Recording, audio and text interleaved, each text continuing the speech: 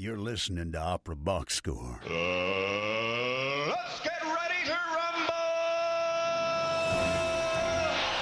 Wherever you are, however you're listening, it is America's talk radio show about opera. It's Opera Box Score. I'm George Cedarquist, joined this week by Matt Cummings, Weston Williams, and Ashley Hardgrave.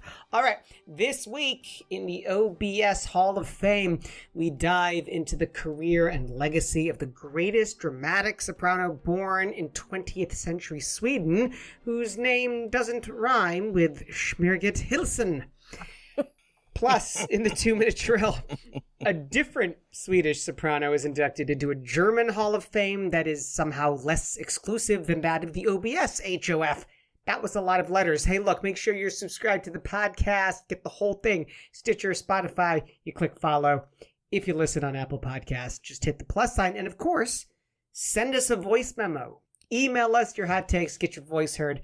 operaboxscore@gmail.com. You're going to get the OBS merch, beer coasters, lapel pins, all that good stuff, just for sharing your own hot take. Got a great crew tonight. Matt Cummings, there you are. Here I am, and here you are, and here we all are together. We are apart. all here. Except Oliver. Except Oliver, but he's having a ball. We'll get to Oliver's pilgrimage in a second. Weston Williams, great to be in the same oral space as you. Well, yeah, same oral space, but same time zone. If those of you who have been who are longtime fans of the show and have gotten used to a certain acoustic, might have noticed the past couple of shows the echoes in my closet sound a little different. That's because I am now moved to another part of the city overlooking the lake. And let me tell you, folks, I was looking out today. It was gray and stormy, and I put on a little bit of Peter Grimes, one of those sea interludes, and man, it hit just right, you know? There's something about it, you know? The cold bleakness of Lake Michigan really gets to you sometimes. Got a great idea there, Weston. Ashley Hardgrave, great to be in the same space as you as well.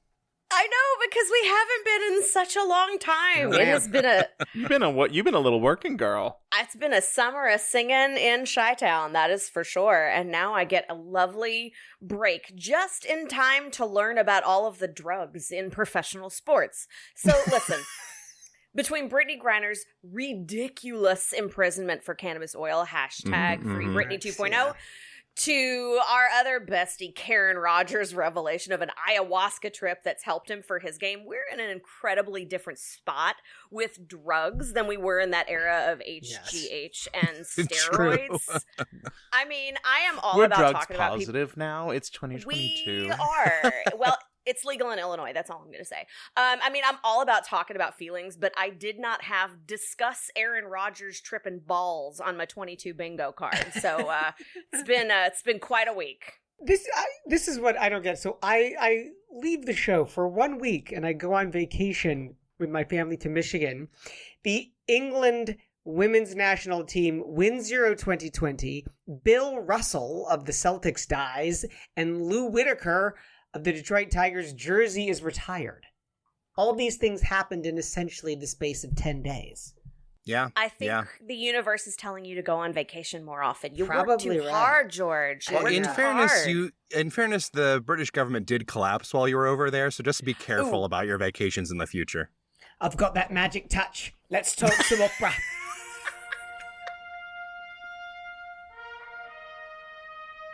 And now, ladies and gentlemen, this is OBS Hall of Famer, our enthusiastic, yet humble, salute to a distinguished opera artist who has gone above and beyond to contribute greatly, distinctively, and with grand significance to the art and honor of opera. While Oliver is at Santa Fe preparing his Zitz bones for the opera goers marathon, Tristan und Isolde, well, we here at the OBS wanted to take a look at one of the great exponents of that opera, whose greatness is undeniable, but whose legacy isn't quite as well known as it should be. So in the years between the reigns of Kirsten Flogstad and Birgit Nilsson, as the undisputed queens of Wagner, there was another singer who made quite an impression tackling opera's most formidable ladies. with her expansive vocalism, her dramatic intensity, and her impeccable musicianship. And if you have been following along through this episode with bated breath, picking up our little breadcrumb clues along the way, you might have figured out that we are talking about the Swedish-born Hungarian-American soprano Astrid Varnay. Who was one of the leading dramatic sopranos of her generation, and was born into a family of opera singers. Her mother was a coloratura soprano. Her father was a spinto tenor. Her parents were the founders of the Opera Comique in Oslo, or as it was then known, Christiania. And they performed there along with Flogstad. The family moved around looking for opportunity, ended up in New York, so she actually mostly grew up in America. But Astrid Varnay is a wonderful, wonderful singer. And you might know her name, but she was almost an exact contemporary of Birgit Nilsson, and you definitely know her name. And really, what we're saying is you should know both of their names, and you should be familiar with both of their works, because they offer something really, really completely different from one another, but like so complementary. And particularly in terms of this 19th century German dramatic soprano repertoire, where they just like kind of blew a lot of their competition out of the water in terms of their ability to breathe new life into it. And just from sheer volume, they were able to blow them out of the water. You want them as lifeguards. You know, you don't need the whistle when you have the voice of a Varnay or Nilsson. You're good to go. I mean, who needs a lighthouse when you've got bullhorns like Swedish, American, Hungarian, Moldovan, Romanian? How many other countries can we name sopranos? There's this this little anecdote that like comes up all the time when people talk about like how all these great Norwegian dramatic singers, about how they have lots of practice yelling at each other across open expanses. And like that's probably not true, but I like to think that there's something to it. But so Astrid Varnay, born into this musical family, by the age of 22, she was coaching with Hermann Weigert, who was a pianist and coach conductor that she met through Flogstad. He later would become her husband. She, at the age of 22, already had like 15 huge dramatic soprano roles on her resume that she had coached and were ready to prepare. I don't understand how that's physically possible. No. And you're saying, Matt, everyone lies on their resume. People are listing roles that they have the score to, like, on their bookshelf next to their piano, and they're like, I could sing that someday. I'll put it as role studied. Like, I've listened to a couple recordings. So Varnay's debut is one of those stories that you listen to it and you just like feel your jaw dropping lower and lower and lower towards the floor. Yeah. So on a cold night in December 1941. Which day in December 1941, Matt? It's December 6th, as a matter of fact. Okay. We'll come back to that. Lotte Lehmann is out with a cold. She's supposed to be singing Sieglinde at the Metropolitan Opera with Lauritz Melchior as Siegmund, with Helen Trebell, who we now know has a star on the Hollywood Walk of Fame, as Brunhilde. Eric Leinsdorf is conducting. She has a cold. She can't go on. There are a number of other understudies they try to contact to jump in, and they get all the way down on the list to the fifth of five of those understudies, Astrid Varnay, 23 years old. 23. And she goes in, makes her professional opera debut at the Met with no rehearsal, singing Sieglinde. I'm dead. God. You want to know how it went? Let's listen to a clip. She'll show you how it went.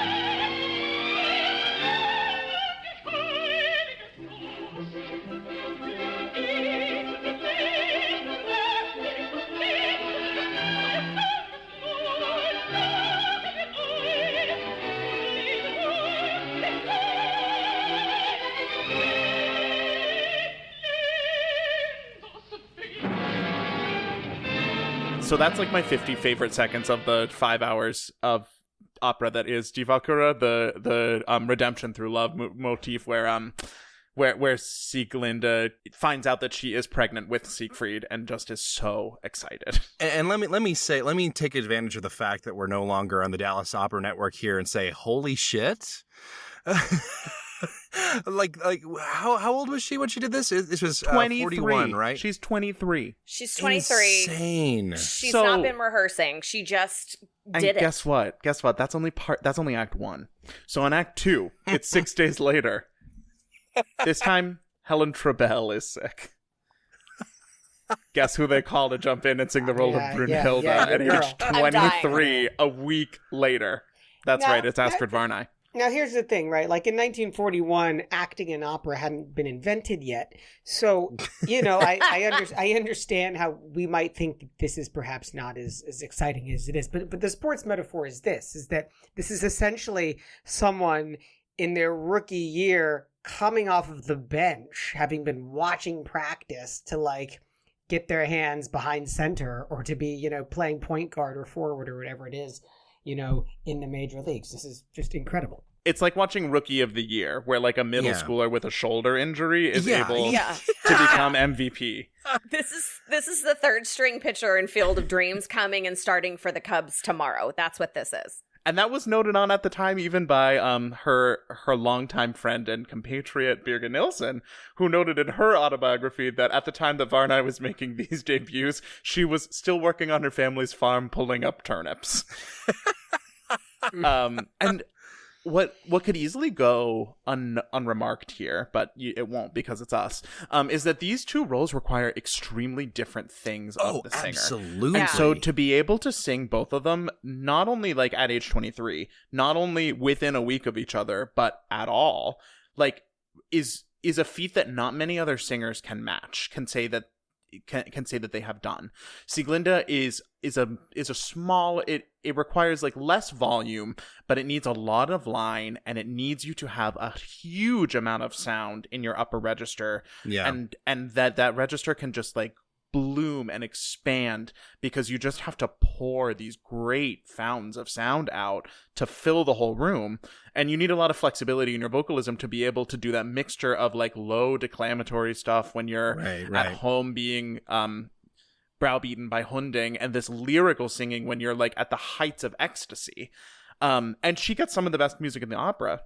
And then Brunhilde is a much more declamatory role. I mean, famously, it's among the most difficult roles in the entire operatic repertoire, if not the most difficult role.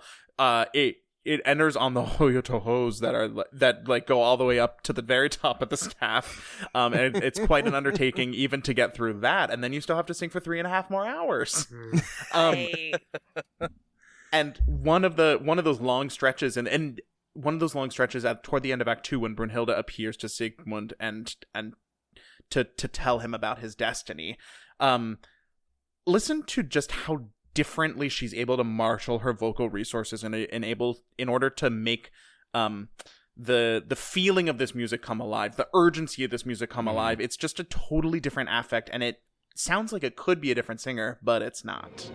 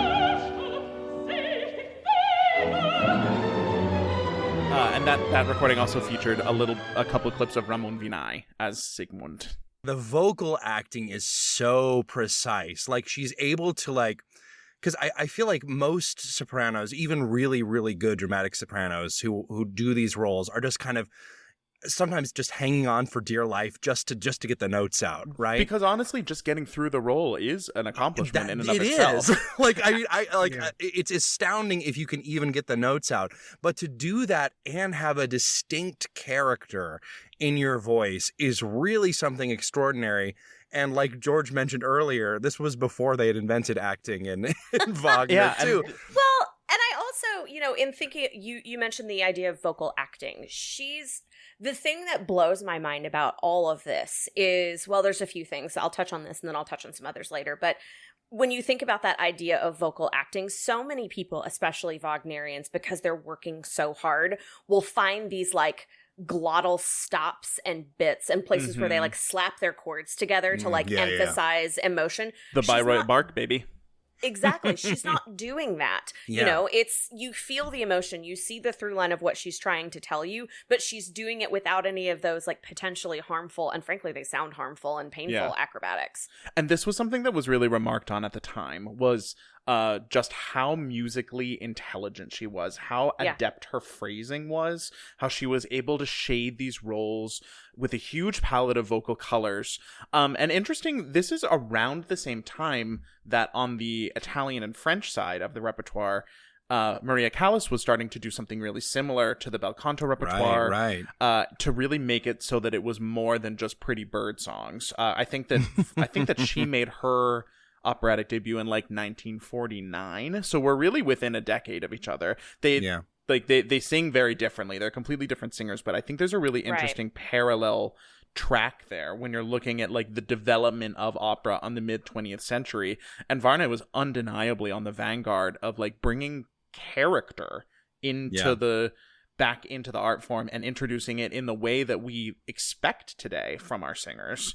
It just wasn't. That was not a requirement. Audiences did not demand that in the early 20th century in the same way that they do today. Especially for Wagner, because I feel like at the turn of the century, what you see in a lot of analysis of Wagner is really about like the harmony, of course, the poetry, and there's very much a sense the singer's job is to just put it forward, as written, and let it sort of like, it really isn't about the singers. I mean, the characters are important, but there was very much because you do see a little bit of a brief renaissance in opera acting in like the 20s and 30s, but it's not really this repertoire. Again, part of that is simply because, you're just hanging out for dear life with the notes. But to see this in this context, to have like a new level of what Wagner was putting into his works and bringing it out, I think that's a big difference with Callas too, is because, the bel canto is never going to be as meaty dramatically as Wagner, and Callas was able to wring so much stuff out of that.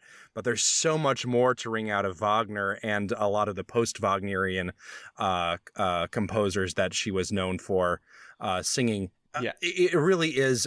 It is a feat and a half to really approach that. And it helps when you've got a voice like this to begin with. I mean, it is rich and dark, and it has this real mezzo-soprano fullness in the middle register and real technical security all the way down into the basement. And when she was, especially when she was a young up-and-coming singer, it opened up into this gleaming and like seemingly limitless pool of sound in her upper register. Like the way that it just blooms is very different than the approach to high notes from like, I mean, I'll bring Nilsson up again, not because I think that there's a comparison or that one of them is any better than the other, but just that is probably the voice that most of our listeners are familiar singing this repertoire like that.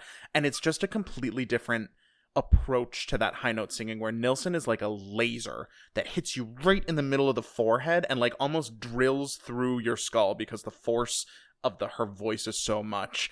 And Varnay's voice is much more like a wave that envelops you. Mm-hmm. Yeah. Yeah, that's a great way to describe it. And if there's one role that really, I think, typifies what she was able to do in her youth, it's Elektra. Because this is a role that has so many hairpin turns of like high to low, of soft and delicate and demented to Talk angry about an accomplishment and just to get the notes out. Just the intensity and like literal vocal range as well as dramatic range, and just the relentless vocalism that you need to make it through the 100 and whatever minutes of that show. Let's listen to a clip of her singing Elektra's opening monologue.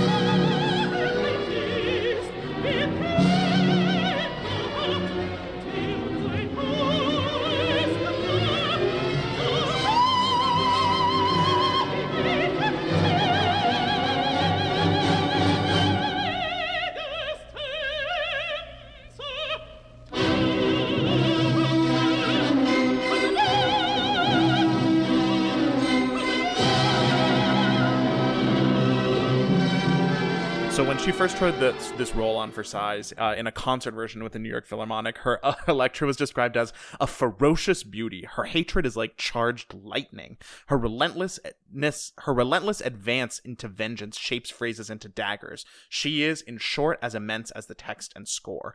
And I think that really gets to something about what makes her such a special singer, is just, you really can hear that just by listening to her. You do not need to see it. And she was not limited in terms of the colors that she could that she could conjure up with her voice. You know, you just heard like a high C that you would be able to hear from across Manhattan. But when she was asked to sing things like Elsa in Lohengrin, for instance, there's a real girlish character to her singing, and like a delicacy that comes totally through. Different. Let's listen to a clip of that from her second act aria, the Euch Lüftchen.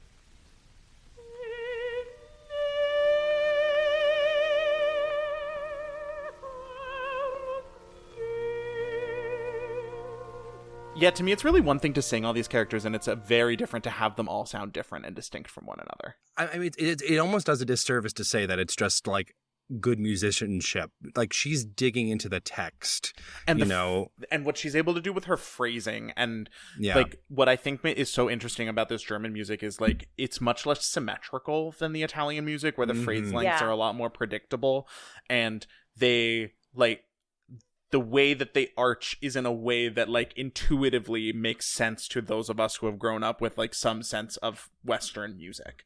In this kind of German music, like the phrase lengths change from just a couple words that you spit out here and there to like one note that you have to hold for 15 seconds while the orchestra changes colors underneath you. Yeah.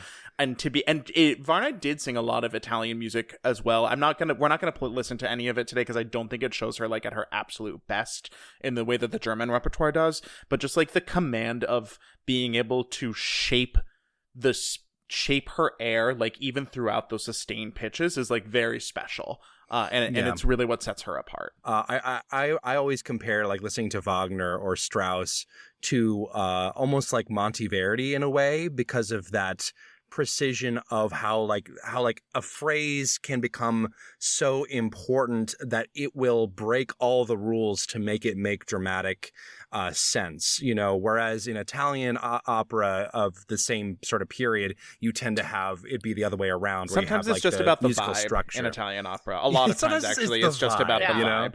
And German music is a lot more specific. Yes. You're right. So Varnay was a really reliable Met presence for the first decade and a half after her debut there. In the meantime, she made major debuts in Munich and Berlin and Vienna and Paris. She became a mainstay at Bayreuth after Flagstad recommended her to take over for her in 1951. And a good reference to have. Yeah, can you Weston, what was Bayreuth like in the 50s? Well, it was a strange time for Bayreuth, because obviously this was the days of Wieland Wagner and company, because this was the first time Bayreuth opened after World War II, right? So you have the pre-war Bayreuth was very much, shall we say, Nazi, in that it was very much about presenting Wagner as like the pinnacle of German art, and therefore all art in its most natural setting, in the way that the Meister wanted it. I believe there was a quote from like Cosima when she was still alive, like well after Richard was gone. And there was like a point where one of the directors came and asked her a question about what they thought they should do with this, and she said, how would Richard have done it, Yeah. And this was like 30-40 years removed at this point. Her diaries are like her trying to divine what her husband would have wanted. But there's very much a necessity after the Nazis to really try to do your best to reclaim Wagner from the Nazis, despite Wagner's, own blatant anti-Semitism, because he became truly the aesthetic symbol of Nazism, but he was still this integral part of German culture. So what Wieland did and the people he was working with, including Varnay, were trying to remove everything that made Bayreuth a temple for this old conservative fascist view of fascist German art. And that included, getting rid of the naturalistic scenery, changing the tempos drastically. I think the average speed of Parsifal went from, they managed to cut like 40 minutes off of it, in this time period. Just because they're like at a clip. Yeah, exactly. Well, and all good things, honestly. And this was sort of the birth of Regie Theater, right? At this time period. And it was also a necessity because there wasn't a lot of money. Yeah. Right. That is also true. It really helped them out on a bunch of levels. But the reason they could sell it was because this was the time when they were getting, as we said, saving money, getting rid of all this unnecessary fluff, and they were producing these really basic, minimalist, modernist sets. So you have like the Tristan and Isolde that's just like a flat plane and some stairs, there's a quote from Wieland Wagner. Someone asked him about the lack of scenery scenery on stage. And he said, why do I need a tree on the stage when I have Astrid Varnay? Which I think is great. That quote made it into every single one of her obituaries. Don't you worry. Yep. But she could sell it. That was the strength of what she could do. She could take this completely new presentation of Wagner and opera and art in general and sell it. Well, it's good she had that good relationship at Bayreuth, right? Because from the mid-50s to the mid-70s, she did not get along. She didn't. Yeah, she guess who is gonna be an ass again? Yeah. It's our old friend Rudolph. Rudy. Rudy Big. Yeah, she left the Met after she felt like they weren't giving her a good enough contract, which is probably true given his track record of not giving people good contracts, particularly those who were American trained. So yeah, she made a big return to the Met in 1974 as the Kostelniczka in Jenufa. And you're saying, hang on. You said that this is a dramatic soprano. What is she doing singing the Kostelniczka? The line between a dramatic soprano and a mezzo-soprano is not as stark as you would think, right? Because the voices tend to sit a little bit lower than sopranos. If they have a C, they maybe have like one C the entire night. And many of the noted exponents of these roles struggled with the Cs. Kirsten Flagstad, possibly the most famous among them, had Schwarzkopf pinch hit the Cs in her Tristan and Isolde recording for her. So the legend goes. So as Varnay was singing this incredibly difficult dramatic soprano rep for over 20 years, and her high register started becoming a little bit constricted, and if you listen to the recordings from the late 50s and early 60s, like you can hear that it takes a little bit more effort to maneuver her way up there. She still gets there. And a lot of the time, and she's also solidly in her 40s at this point. Right. Yeah, she still gets there. And the sound is still honestly pretty good, but she had no desire to continue singing that demanding rep that she'd been singing, but also no desire to retire from the stage. So she did what all the greats do. She became a mezzo. So true. Which honestly serves her well, because she's got that epic acting, that epic storytelling ability. And let's be honest, those mezzo roles, they got a little more meat on them bones. Yeah. Well, it's like moving from, first base, where you get a lot of the action, to third base, where you're not getting the ball quite so much over at third. Yeah. Like, I don't want to work that hard. We talked about Elektra and we talked about Elsa. So those are operas that stayed in her repertoire. She just started doing more Ortrudes and started doing more Clytemnestras. So Ortrude is actually a role that she was doing even in her heyday. She famously did it at Bayreuth again, like with Nilsson as Elsa. And that is just some balls to the wall singing. Let's listen to a clip of her singing the Entweihte Götter invocation.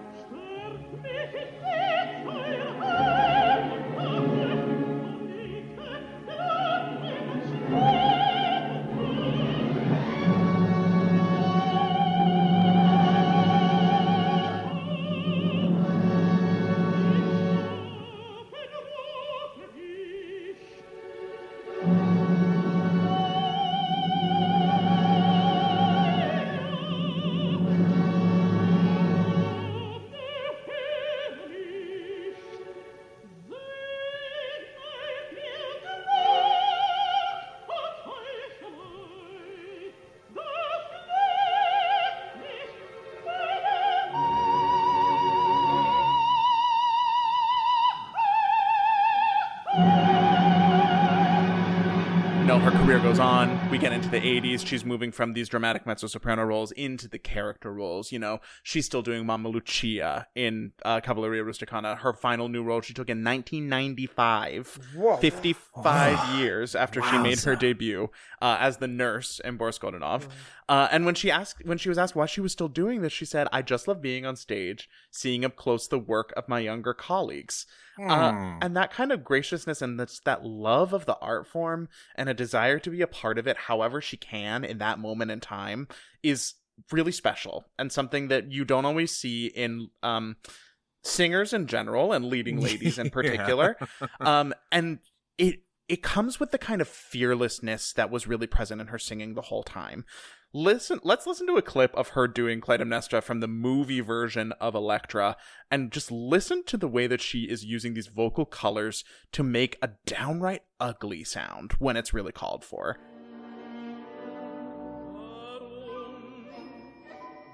So behängt mit Steinen, denn es wohnt in jedem ganz sicher eine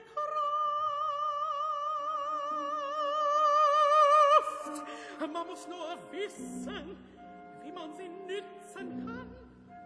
Wenn du nur wolltest, du könntest etwas sagen, was mir nützt. Ich, Mutter, ich, Jutta, denn du bist klug, in deinem Kopf ist alles stark. Viele sagen, was mir nützt.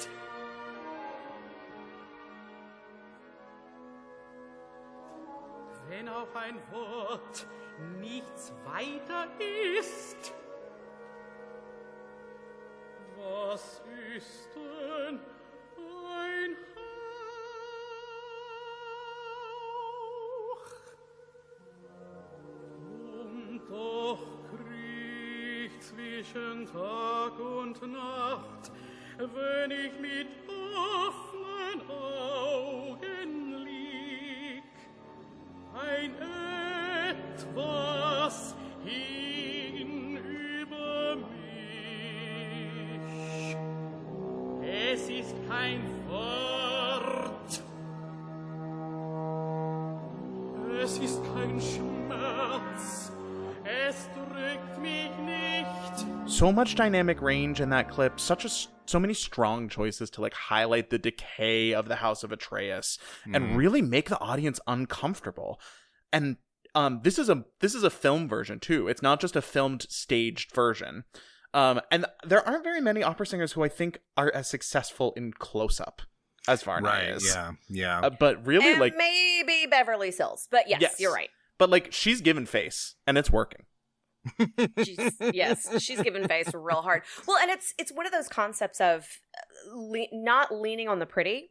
There's a lot of singers of this era, and frankly of all eras, that like if they make a beautiful sound, that's what they do. They make a beautiful sound, and they're the singers that we consider to be extraordinary and that really stick out to us are the ones that are willing to shed that and get rid of the ball gown and get down and get dirty when the text, when the drama, when the storytelling calls for it. So I love that she's an example of that.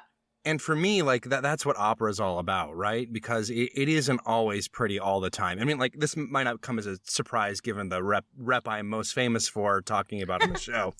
But I think there's something about finding that the beauty and ugliness, the violence in these shimmering moments, that is something that I think opera as an art form can do better than really anything else out there that I've encountered. And when I see a singer like Varnay doing that and leaning into that for her whole career, that for me is what makes a great opera artist. And one role where I think she made another role where she made a great impression is, as we started this segment, Isolde, in Tristan and Isolde. Of course. This was an inescapable role for a dramatic soprano at the time.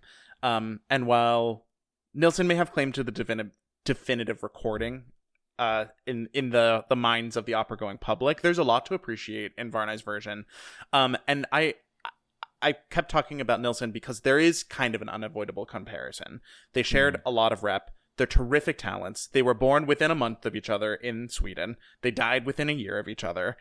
They were good friends. There was no like bitter rivalry between them. They stayed friends and colleagues throughout the show. Throughout their lives, throughout the show of their lives. The show we call life. People often confused them for one another.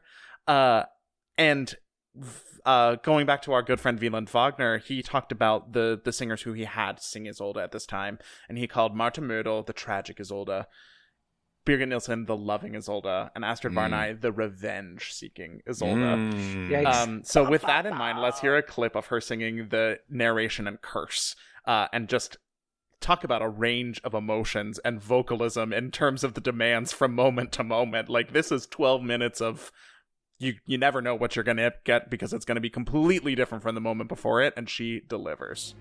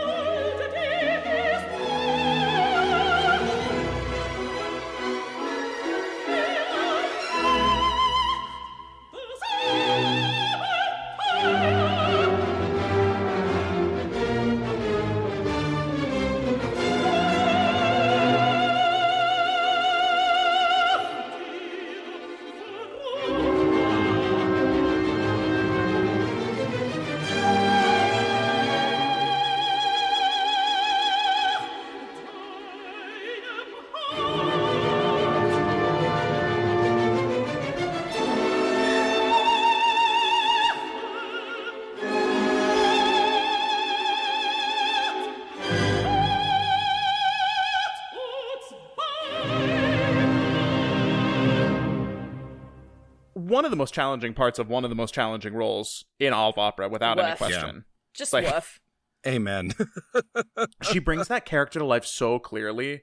And all of that, fire and brimstone that she's raining down on Tristan in the curse does not mean that she had lacked the ability to be delicate and tender. And you hear that especially at the end in the love duet in Act 2, which we're not going to clip for you tonight, but you should seek out because it's wonderful. But listen to we're moving into our end game. We're gonna close with one of Isolde's greatest hits. But can I get some closing thoughts from the panel before we do? Yeah, one of the things that I really appreciate about listening to these recordings and just sort of celebrating this type of singer is looking at technique and listening for sort of the full and open and relaxed throat. There's, especially now in conservatory trainings and, with a lot of modern singers, there's this push for people to be like singing into the mask and it's got to be squealo and your sinuses should be vibrating. Her sinuses aren't vibrating. Like this is all throat. Mm-hmm. This is all like chords that are down, a larynx that is low, and so one of the things that I really appreciate about us celebrating this person is listen to some of the famous sopranos of today and then listen to the recording of someone like Varnay side by side. They're singing the same rep, but they sound completely different. Now, Yeah. I mean, it's a style thing, but this is a style that I tend to prefer. This sort of bigger, larger, more open technique. And there's some singers and some teachers out right now that are starting to really have this conversation about returning to this style of singing. And so I'm really excited to see, to celebrate this person today, but also to see what types of singers we can get with that technique in the future. Astrid Varnay joins the OBS Hall of Fame. Matt, take us home with a final clip. Yeah, we got everything in this one from steely force to limpid radiance, and if a few scoops and swoops are the price you pay along the way, so be it, because this is a singer who is not just surviving in this repertoire, who's not just managing to get by, but a singer who has the ability to make choices, and to have the ability to make choices and to bring those choices to life when singing like this is honestly a marvel. And to use those talents and those abilities to create the strongest, most fascinating possible portrayals, a Liebestod like this is what gets you into the Hall of Fame.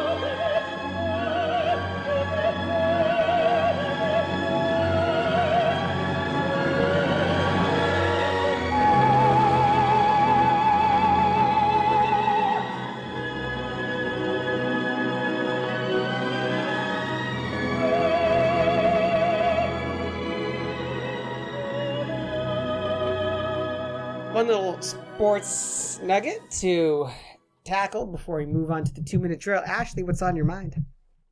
This is one for Weston. I'd like to congratulate Weston's beloved Alabama Crimson Tide, who were voted number 1 in USA Today's coaches poll that is out today. Weston, congratulations. Maybe they'll beat Georgia this year. Ouch. Hang on. One second. I need to get away from the microphone. Oh, God. Hang on, one second. One second, this folks. makes me... Roll Tide! It makes me so angry when he does that. I can't stand it. I'm going to have to move straight on to the 2-minute drill. I'm going to leave you in the dust, Weston, while you put your headphones back on.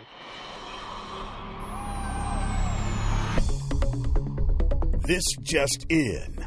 The 2-minute drill. All right, listen up. Here's everything you need to know about what happened in Operaland this week. Opera Theater of St. Louis has announced the creative teams for their inaugural New Works Collective, which aims to turn the power dynamic that traditionally programs operas on its head.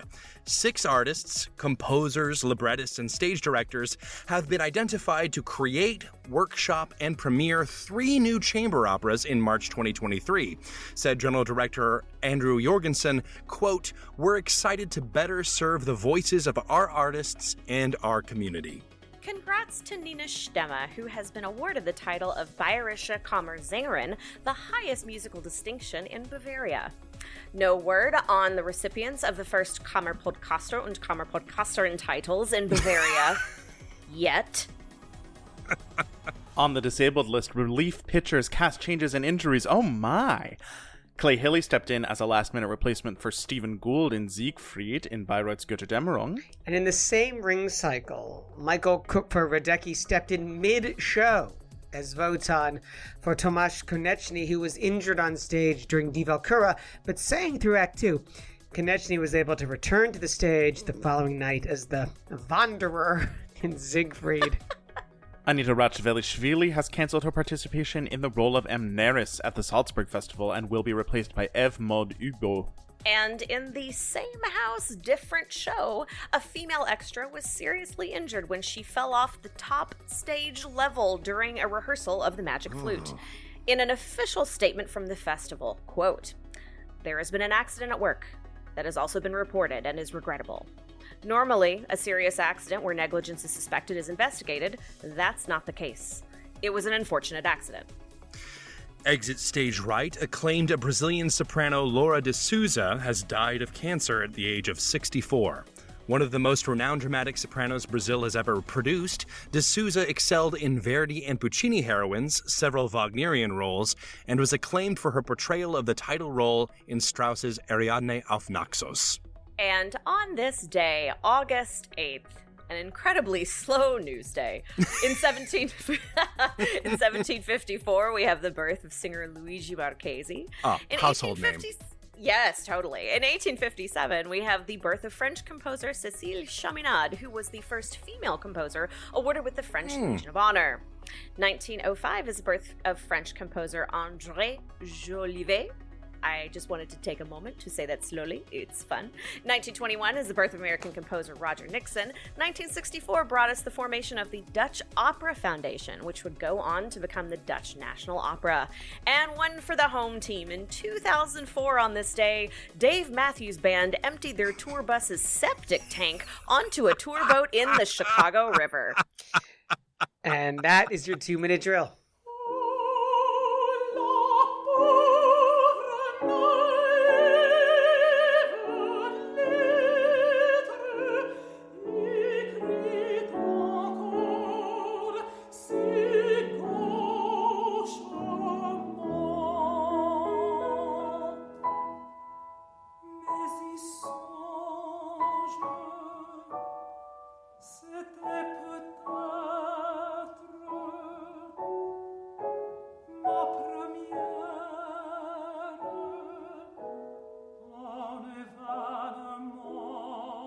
That was mezzo-soprano Amanda Lynn Bottoms and pianist Myra Huang performing Cécile Chaminade's Ma Première Lettre. Chaminade, impeccable credentials, and she was a big hit with the music going public in the early 20th century, but has since fallen into obscurity, and I think it's beyond time that we bring her music back into vogue. I remember the Dave Matthews Band thing happening. Drink? Were you the one who unloaded the septic tank? No, it wasn't. No. I've never been on a tour bus, but yes, I was in Chicago when that happened. Perhaps the only one. No, I bet. That's no, before Oliver my was time. here. Oliver was here. I was here as well. Were you? That was Oh. it was wild. And the crazy thing was I was supposed to be on the river that day. I was supposed to be on the Could river. have been you. Thank God you weren't. Yes, and listeners, you're gonna need to go back and do a little Google on this. You know what? No, you don't. I'll just tell you. So Dave Matthews Band, nicest guy in rock of all things. You know, he all of a sudden is That's like what they say, anyway. vilified because the tour bus decided to empty their septic tank. I mean, and honestly, tour buses, as gross as this is, do this sometimes. So they found a spot on the Chicago River and started to do the thing and do the business. But Chicago in the summer is known for a lot of boat tourism, and it just so happened that there was a tour boat that was coming by right at the right time. There are no ceilings on these, no roofs, friends. So those septic contents went right onto some unsuspecting Iowa tourists. Oh God! And it could have been Ashley. Now we know. Could have Ashley. No, so my good call for the episode is going to be that Ashley was not on the and all of that tour that day. Everything from that tour bus got swept down the river to St. Louis. There we go. So, It's just what they deserve. Well, no, it's not. St. Louis is doing marvelously well right now. They got the New Works Collective firing on all cylinders. Yeah, Weston. Weston called it the inaugural. I think there's been some iterations of this idea in previous versions, not exactly the collection, but did not Fire Shut Up in My Bones and Champion come out of this same program? I think it was structured differently. Yeah, it might have been structured differently. Their press definitely says inaugural, but I don't know what form that took. I will say Opera Theater St. Louis, this is not the first time they've done something like this. I think one of the strengths of OTSL is how they really try to connect with their local audience historically. Yeah. I mean, even to the bare basics, performing a lot of American operas, a lot of when they're doing everything is in English. Everything's in English, that really trying to make sure that as many people can appreciate it as possible. And I was actually just recently in St. Louis for a wedding a few weeks ago. And I was, really thinking about, the city and, the political situation down there is not often kind in terms of supporting its residents or the arts in general. And I think that what Opera Theater St. Louis is doing is a great model for other companies in similar situations to try to bridge that gap. These are all St. Louis natives who are I'm not sure if all of them are natives, but they're all part of the community. And you see a lot of people of color, a lot of people of different sexualities. I believe, Ashley, you know a little bit about Trayvon Griffith. Yeah. So, one of the things about Trayvon is he founded something called WorkFest. It's an arts and culture festival in St. Louis that is highlighting, Black and queer, LGBT, non-binary community.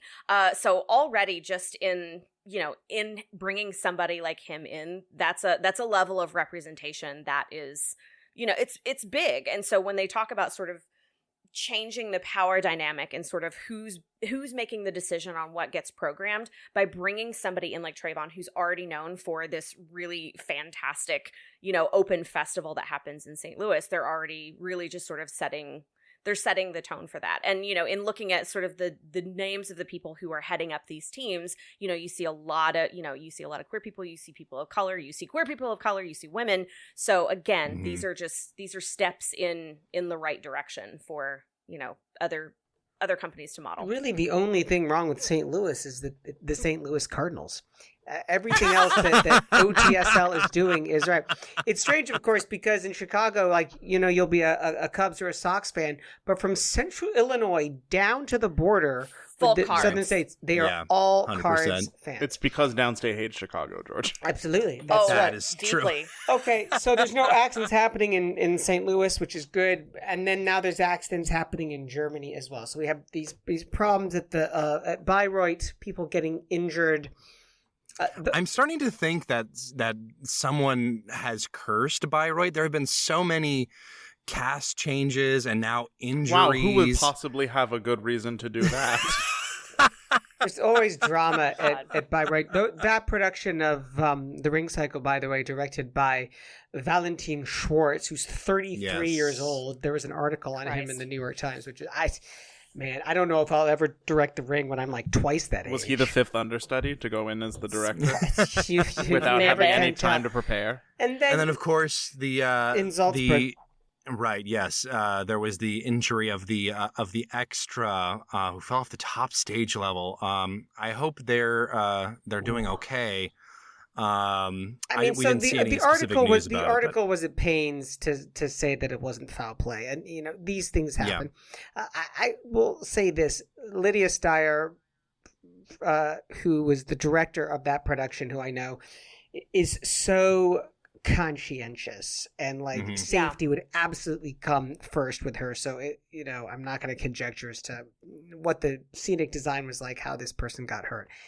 It happens, and everybody is mortified when it happens. Administration, it's just a directors, everybody Yeah. feels responsible in their own way, and a lot of finger pointing can happen in the days and weeks afterwards. Yeah, But absolutely. doesn't it seem that we've reported on this with more frequency in the last like 6 to 8 months? Yes, I know that opera was kind of not doing stuff for a while, but it feels like these aren't the first articles where we've talked about somebody getting injured on a set or in rehearsal. So I'm just a little Well, I think people yikes. are taking their eye off the ball a little bit. When we think about, health and safety, we're really thinking about COVID protocols right now. And, Right. That's and a good perhaps point. people are forgetting, with the fragility of the human The body. human condition. And it's not that Yeah. people are taking more chances. It's just that like our focus is in other areas. And this is what is now reminding us that we have, safety must absolutely come first. Yeah, I mean, theater is theater of any kind, not just opera, is a high risk thing. I know as an audience member, it can be really, you might watch a show and like not realize the possibility of an injury happening. But let me tell you, like the first time I was in a show and had to get up on even just a couple of like little blocks, I was like, oh wait, I could really bust my ankle right now, Yeah. in like a no budget, nothing kind of college production, and once you add in all these moving parts, it really is dangerous. And I think it's something that a lot of people who are just watching don't necessarily appreciate unless they've actually been on stage. Well, they don't. I mean, performers love to take risks. They love to take chances. They love to take falls and say, you know what? No, I'm fine. It's cool. As what happened in Salzburg as well. To say, yeah, no, we're good. I'll sing. This is Konechny. I'm going to sing through Act 2 and all that. Yeah, Instead of by saying, no, we're stopping. We're done here. Despite all that, doesn't it not feel like we're kind of in the dog days of opera summer? We absolutely are in the dog days of opera summer. And of opera birthdays. It is hot. Summer festivals are ending. Companies that are in the traditional academic year are starting to build back up. There's not a whole lot going on, except somebody's sick, so someone else is going to go on for them. Yeah. We had to, I joked about the slow news week, but mother of pearl, y'all, we had to dig for some stories. Usually there's a lot more going on that we can talk about and report on. That is a historical trend on August 8th.